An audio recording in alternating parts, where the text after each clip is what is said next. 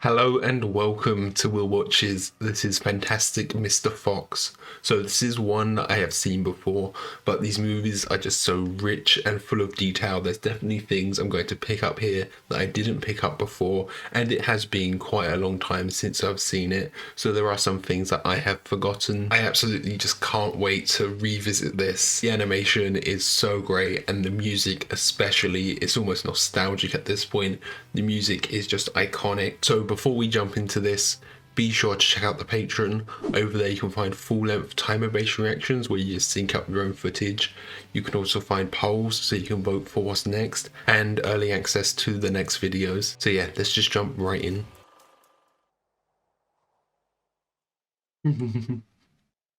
Boris Ponsonby with action short and lean. So like immediately you notice how much yellow and orange there is, because they actually chose to cut back on how much green and blue there was in the movie, and it just gives it this really cozy feel, doesn't it? We take the shortcut or the scenic route? Let's take the shortcut. Oh, but the scenic route is so much prettier. Okay, let's take the scenic route. Great. It's actually slightly quicker anyway. I do love the way they talk and interact. Mr. Fox is almost interrupting her a bit. It's just so fast paced, isn't it? By the way, you look unbelievably beautiful tonight. You're practically glowing. Maybe it's the lighting.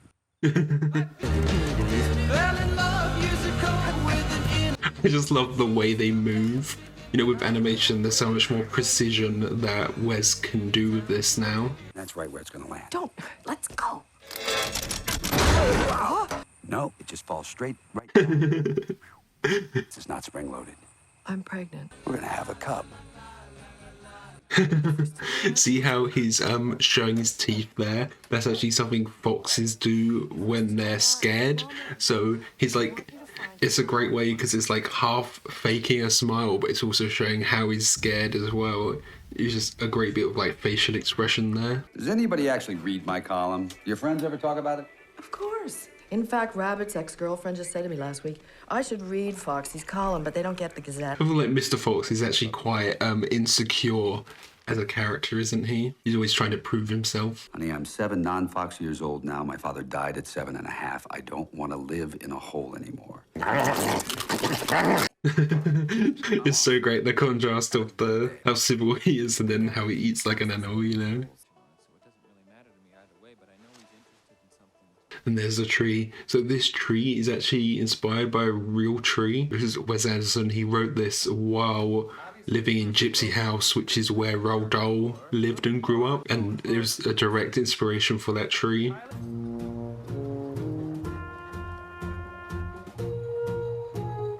Already getting some of the musical motifs for the Boris Ponsonby song. Walt Boggess is a chicken farmer, probably the most successful in the world. He weighs the same as a young rhinoceros. The attention to detail there on that shot of his feet, you can see the veins in his feet actually. Goose farmer. He's approximately the size of a pot-bellied dwarf, and his chin would be underwater in the shallow. He's as skinny as a pencil, as smart as a whip, and possibly the scariest man currently living. But I'm going to ignore your advice. The cuss you are. The cuss am I? Are you cussing with me? I love this. Just saying cuss instead of actually having them swear.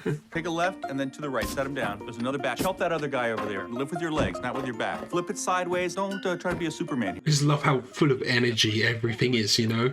There's so much happening in the frame and just audibly as well. There's always like a character talking, saying something.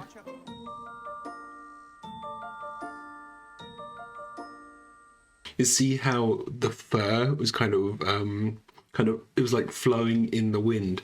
That was actually a consequence of them using real animal fur on the models. Go. What's this? Who am I, Kylie? Who, how? What now? Why a fox? Why not a horse or a beetle or a bald eagle? I'm saying this more as like existentialist. I don't know what you're talking about, but it sounds illegal. Here, put this bandit hat on. Yeah, he wants to feel a bit of purpose. Some of these lines are just so iconic at this point. Watch this. You just destroyed the whole experiment.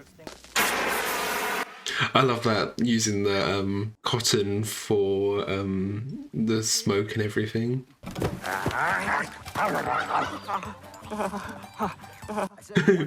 Yeah, one bite. All right, what's the master escape plan? Follow me again. Just didn't think about it. Look, that bringing in some 2D animation there as well, actually. Price tags and wrap these chickens in wax paper so it looks like we got them from the butcher shop. Woo-hoo-hoo! Yeah, you know, he's more doing it for the thrill, isn't he? He's not doing it for actually needing to do it. It's Bunce tonight. He's got a refrigerated smokehouse with 100 geese hanging. I thought you said we were only doing one last big job. Yeah, he just got hooked on it, hasn't he?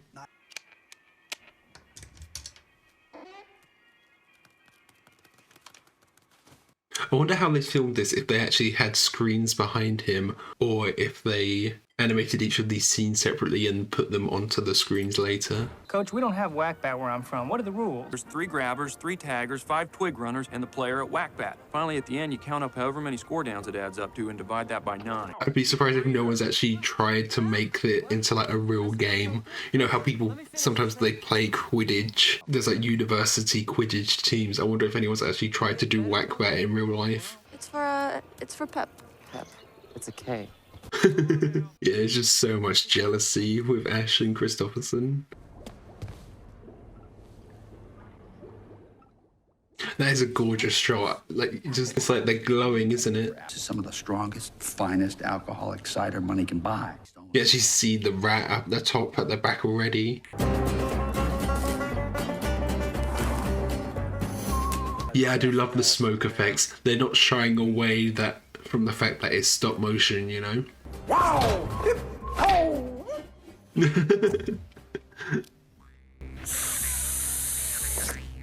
That was close, Rat. Be careful. Oh, I'm as careful as a...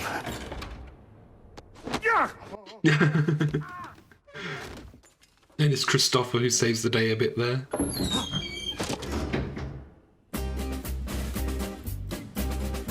Oh, he's wearing the same kind of t-shirt as the rat. Does the rat wear that as like a uniform? Yeah, obviously it was a uniform, but is he trying to model himself after Bean as well? Oh, it's so good of you to come. Lovely to see you. You're both looking splendid. How have you been, Walter? In good health, I trust. Nathan, all's well? Wonderful. Any fox problems? Are you joking? It's horrible. We're miserable. He's laughing at us. It's humiliating. We're furious. I don't even want to talk about it. And the way the characters talk is just so creative and fun. If what I think is happening, it better not be. The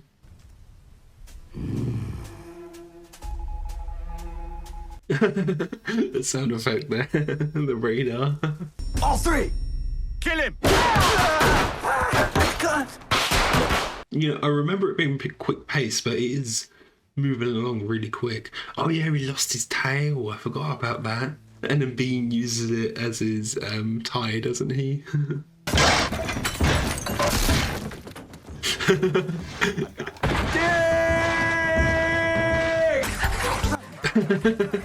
love that. They're just like standing sideways. I'm gonna lose my temper now. This is a gorgeous shot with all the glistening. I don't have beagle ticks, by the way. Me neither. Whoever said we had beagle... Oh, look at the cave paintings. I never noticed that before. This is gonna be a total cluster cuss for everybody. Cluster cuts.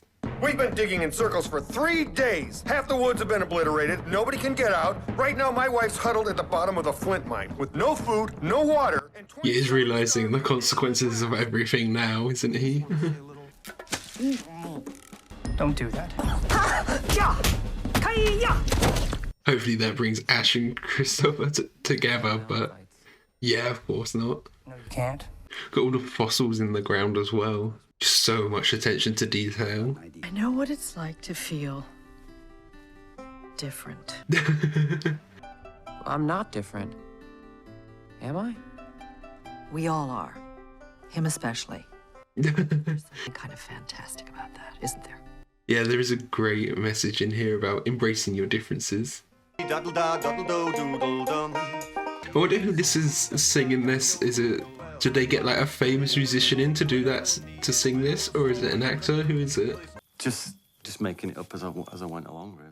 That's just weak songwriting. You wrote a bad song, Petey. Yeah, decided to get it together a bit more under here. Got beds and things set up.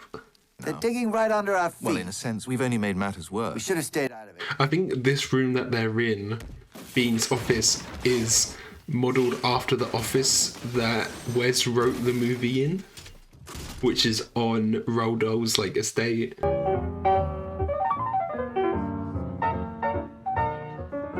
I'm still not getting a signal. Is anybody getting any reception? I don't have any. You know, the Weasel is actually voiced by Wes Anderson himself. We're gonna steal back my dad's tail. Whoa. Quite a tall task with it being on Bean's neck, you know. Anybody know what this badger's talking about? no, but Clive's right. Hey, just stealing all the spotlight. No, Wes, he wanted to kind of recreate the aesthetic of the original publishing of the book. All of the illustrations by Donald Chaffin. He wanted to like recreate that aesthetic. You should probably put your bandit hat on now. Personally, I don't have one, but I modified this tube sock. We look good. Yeah. I've seen so many people with an Ash costume for Halloween with the sock over their head. It's great. We beat those farmers, and now we're triumphantly eating their roasted chicken, their sizzling duck, their succulent turkey, their foie gras. Where'd the boys go? It's good, like, his natural instinct when something goes wrong is he thinks of the boys. I wonder how they animated that cider, what it was made of. It looked like, almost like cling film or something like that. I shouldn't have fallen off the wagon and started secretly stealing chickens on the sly. Yeah, the illusion comes down a bit here. Maybe if I hand myself over... It's gorgeous, the waterfall behind them. Oh, why'd you have to get us into this, Foxy? You can see kind of the water swelling up in her eyes. I wonder how they did that. Like her about to tear up a bit. If they aren't completely knocked out and dazzled and kind of intimidated by me, then I don't feel good about myself. Yeah, at least he's self-aware a bit. Did I ever tell you about the time I learned we were going to have a cub? In the fox trap. Right. We were at gunpoint and your mother... Says she's pregnant. Let me tell it, okay? Oh, I absolutely love this song. Who is this little boy gonna be? Or girl. Or girl, right. Ash, I'm so glad he was you. Exactly what he needed to hear. And he was crying there, actually. They want to trade the son for his papa. Why'd they write this in letters cut out of magazines? Just to be intimidating, isn't it? You know, just like some of Wes's other films, there's action and violence, but it's never glorified. This is a really cool shot, the silhouettes. Yeah, it's almost absurd, the action, isn't it? All these wasted years. What were you looking for, Rat? We have a more melancholy version of the song here as well. A beaker of Bean's finest secret cider. Like melted gold. This scene is like surprisingly sincere, isn't it? But in the end, he's just another dead rat in a garbage pail behind a Chinese restaurant. And Mr. Fox was tearing up there as well. In a way, I'm almost glad that flood interrupted us because I don't like the toast I was given. Music for dramatic effects, you know? Will you join me? All right. Thank you. Linda, Lucha, you got some dry paper? Here we go. Mole, Talpa Europea. I never noticed the names coming up on the screen. I'm fast. You bet you are, Linda. Got it. Beaver, Castor. The Latin names.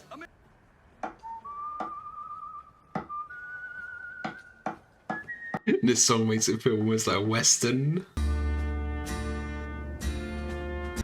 Graffiti at the back that just says Cass. You bring the boy? Of course we did. So I know at some point this deviates from the original book, but I don't know at what point that is because I've never actually read the Roald Dahl book. I've only seen the movie. So I know at one point it deviates, but when Wes was writing it, he actually had access to notebooks and the original drafts of the book by Roald Dahl. So this is almost like inspiration from an original ending.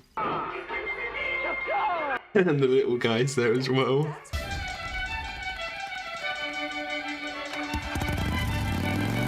Yeah, that little motorbike. I know they filmed some of this like on location, so if they were filming in a field, they recorded it in a field, like the voice acting. Are you scared of wolves? Scared? No. I have a phobia of them. Well, I have a thing about thunder. Why? That's stupid. I don't like needles. Where'd you blueberry? You can say You forgot the blueberries? Yeah, it's written on the front of your I can fit through there. You wanna know why? Why? Because I'm little.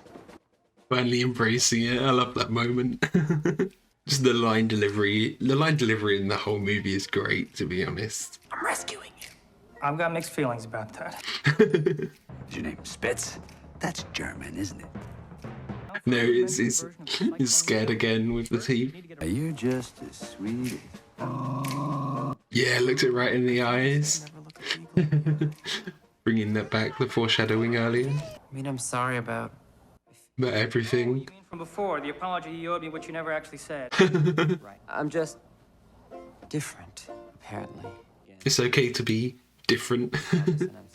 That's all right, too.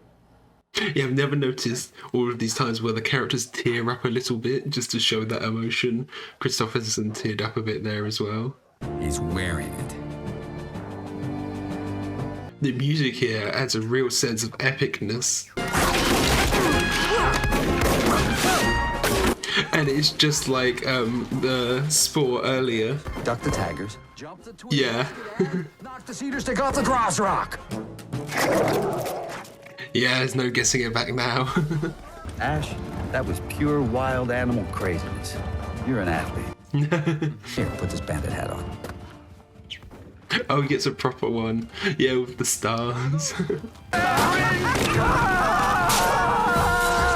Holy swearing cuss. Canis lupus. Vulpus vulpus. I don't think he speaks English or Latin. I have a phobia of wolves. I love this moment. It just feels so magical.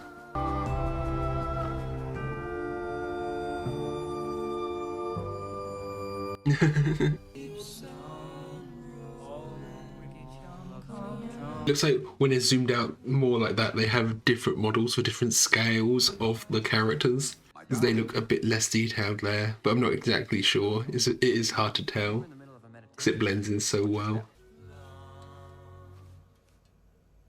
Hey, look, there's a whole enormous, glorious, gigantic supermarket up there. I know the supermarket isn't part of the book, but as I said before, Wes saw one of the drafts where the ending was in a supermarket, and that's where he got the inspiration for this scene. So he kind of has this kind of deeper knowledge of the story because he had access to all of this information about Roald Dahl's writing.